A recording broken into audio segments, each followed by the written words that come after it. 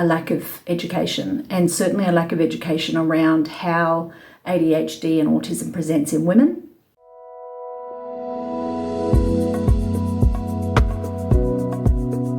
Hi Neurospices, welcome back to Late Diagnosed. Today I'm going to talk a little bit about diagnosis symptoms. So the symptoms that I had been noticing myself were complicated. Probably because I had been gaslit from the medical community. Certainly not further investigations that were undertaken. It was purely off my own bat that I ended up getting diagnosed and really working out what was going on. And even actually when I mentioned it to my doctor, as great as he is, he was probably not as committed to the idea as I was. He wasn't dismissive, but I actually think that it was more a lack of education, and certainly a lack of education around how ADHD and autism presents in women and how it presents in women who are older and going through the change. I know you know what I mean.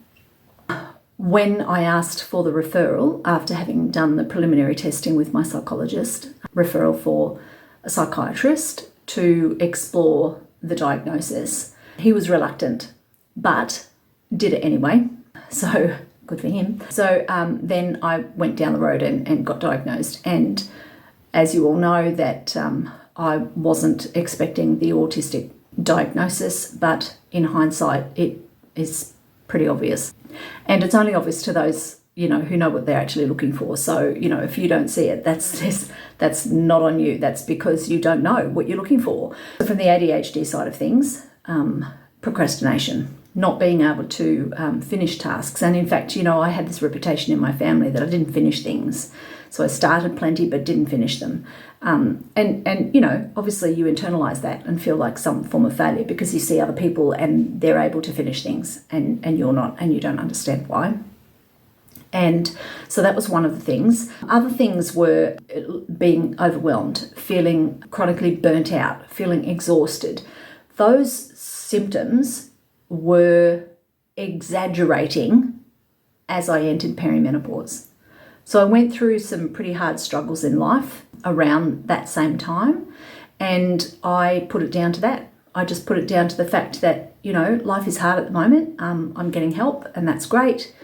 But I certainly didn't understand why I was still struggling with some things, even though I had done a lot of work on them. So when the diagnosis finally came through, it was a huge relief. I mean, I've talked about grief as well, but for the most part, it was a huge relief. And so that's one of the main things, I guess.